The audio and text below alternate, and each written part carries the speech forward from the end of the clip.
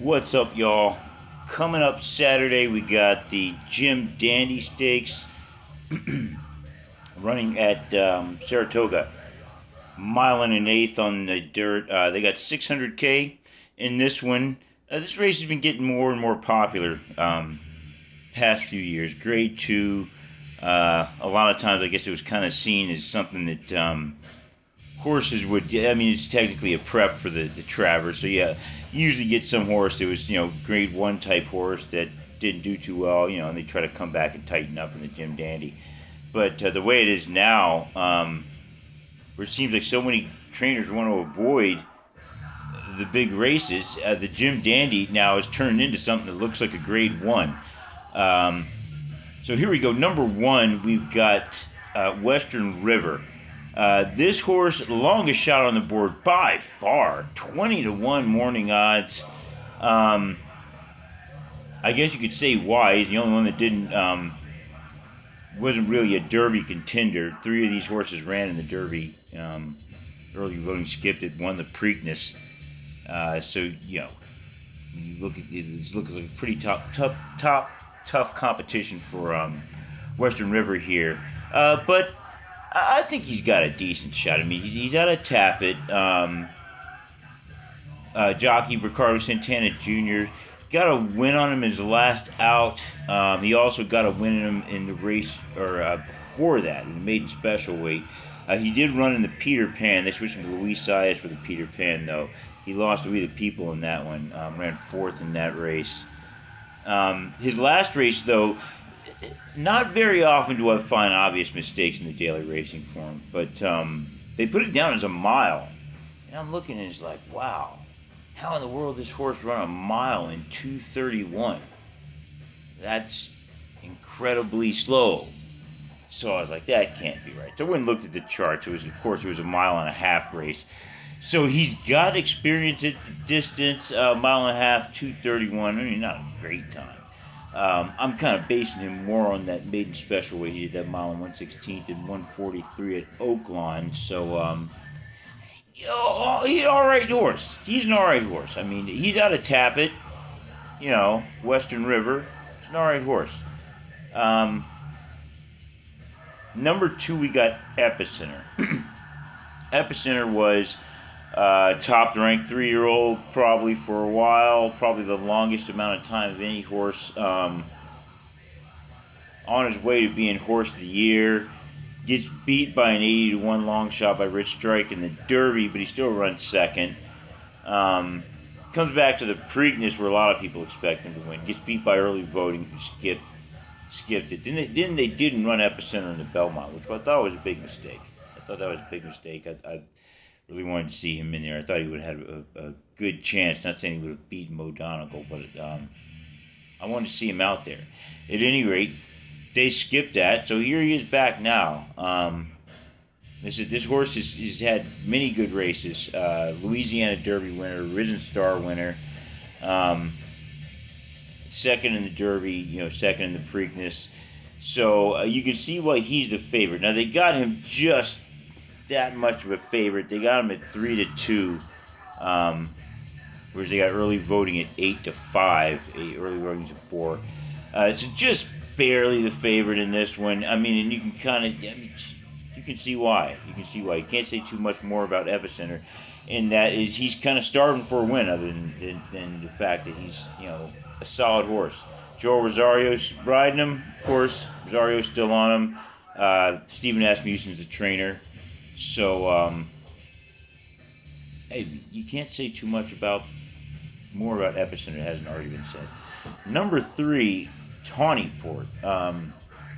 This is an interesting horse. Kind of backed into the Derby with some runs and crazy races. He won the Lexington, second in the Jeff Ruby Stakes. He also ran the Risen Star. He faced Epicenter and Zandon in that one. 5th in the Risen Star, though. Epicenter got the win in that one. Zandon was 3rd. And Tawnyport ran 7th in the Kentucky Derby, which honestly, that's a lot better than you would expect. But that was a crazy pace in that Derby, and it's hard to necessarily judge horses that were too close to that pace. But Tawnyport I said 7th in the Derby, 4 lengths off. Not too bad. Came back in this Ohio Derby. They switched him to Irad Ortiz Jr., and he got the win. Beat White Barrio in that race. And White Barrio last week ran the Haskell. Not much to say for him in that one, but that was a record-setting race. He's Miss Cyberknife.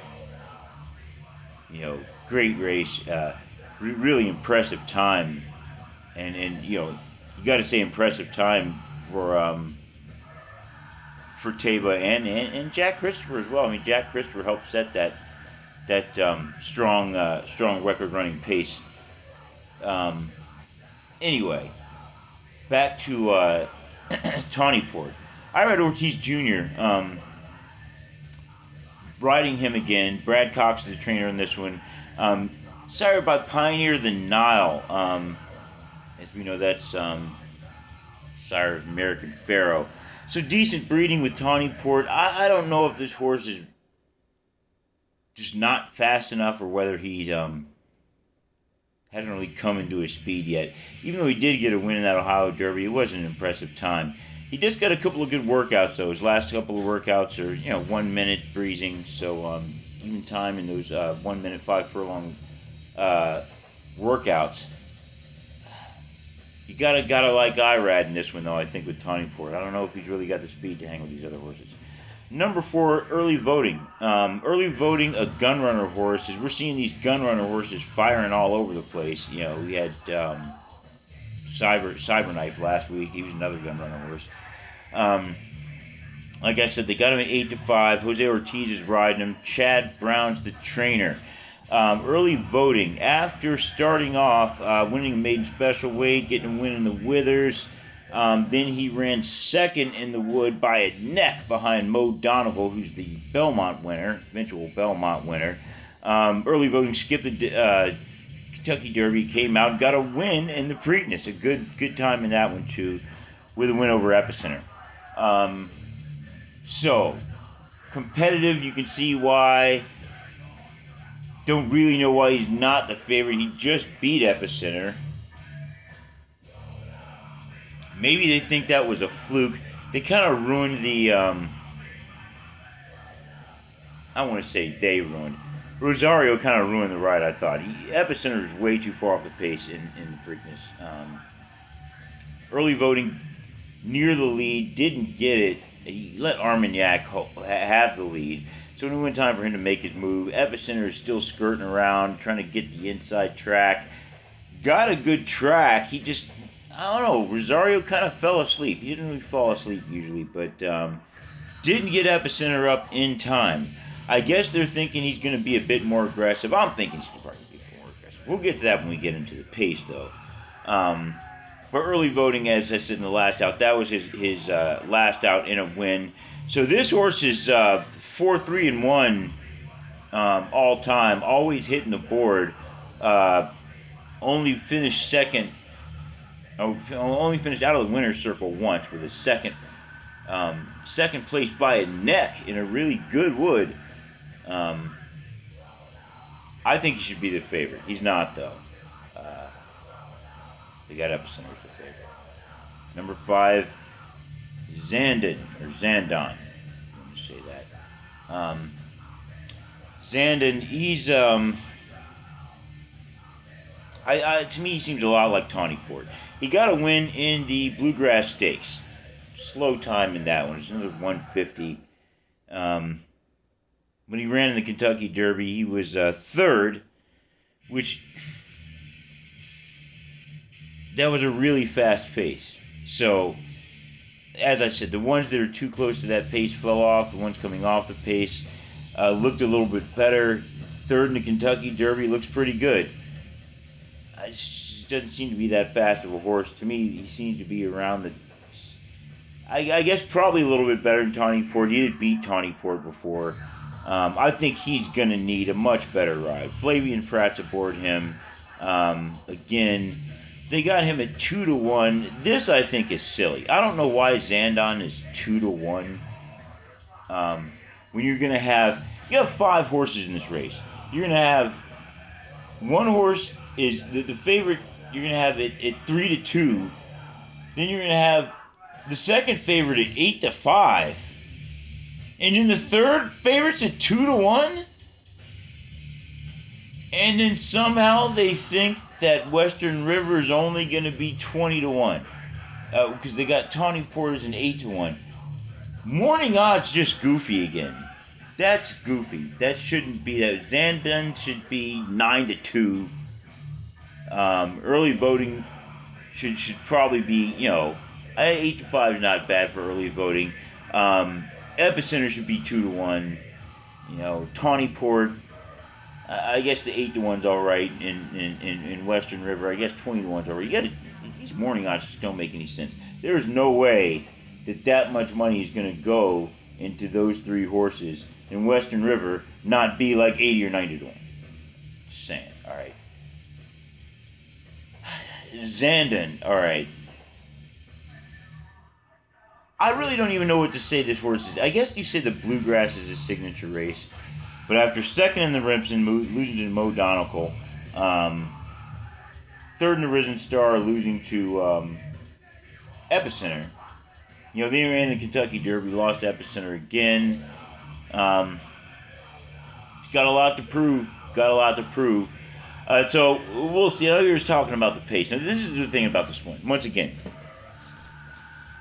on paper, Epicenter and early voting both front runners. Epicenter has not taken the lead as of late, though. I don't know if you really still want to call him that.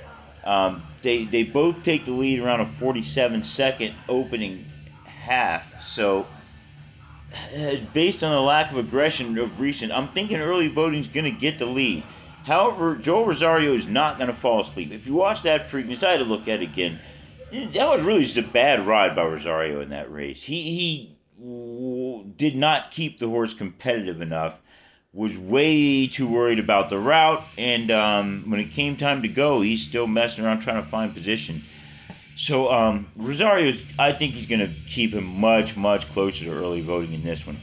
However, because we do have two very, very accomplished jockeys, very experienced jockeys, riding in the best of races, I don't expect the pace to get out of control. Western River, Tawny Port, and Zandon are going to hang off. They're going to hang off the pace in this one. And I think early voting's just, they're pretty much going to give it to them in the beginning, at least the first half mile. So I'm looking at that half and around 47. I do expect Rosario to kind of pressure him a little bit. I think he thinks it got away from him last time, and he could have beaten early voting, and maybe he could have if he was positioned a little bit better. So I'm expecting Rosario to come out 3/4 mile and bring it on. And I think Rosario is going to push early voting, probably get the lead there, and after he sticks his head in front, I think Ortiz opens up early voting, and early voting cruises home for the win. I think early voting's a little bit faster, a little bit more talented. As talented as Epicenter is, just haven't seen him go off the charts yet. Haven't seen him run anything as good as that Louisiana Derby. And even though those were good races that he ran, I mean, the Preakness wasn't that good. Horse ran a good race. But the Derby was good. I just don't know if he really has it. Don't know. I really would have liked to have seen early voting running in the Derby. For better comparison.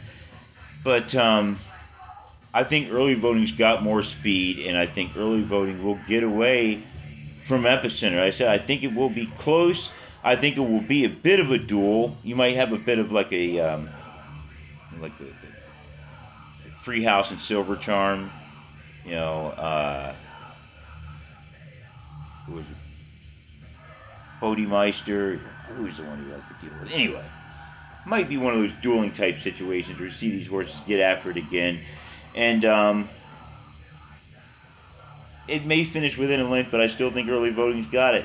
I think Rosario is going to need to be a lot more aggressive than he was, and I just don't think he's going to do that. So unless Ortiz messes this one up, I think early voting is going to go on for another win. Worst case scenario, I think early voting probably finishes second. It's going to improve on that already impeccable record of his.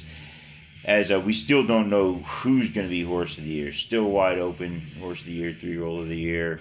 Um, that's how I got it, though. I got early voting getting away from Epicenter after a duel. Got Epicenter finishing second. I've got Western River, the longest shot on the board, running third. I like the fact that he ran that mile and a half in his last race. Just dropping down to a mile and eight's going to be nothing for him. Plus, Tappet horse. I just think he's underrated. So I got Western River. I got Western River in there third. Fourth, for what it's worth, I guess there will be a superfecta. 5 horses in there. I got Zandon in there. Running fourth place. I think Tawny Port's going to be the odd one out in this one. I ride Ortiz Jr.'s on him, but as the great Jerry Bailey said, a good jockey can mess up the race for a fast horse, but a good jockey can't make a slow horse run faster.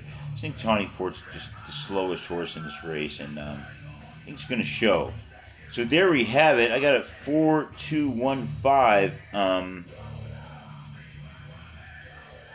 Early voting coming on top. Let me know what you think down there in the comments section, and I will see you all after the race.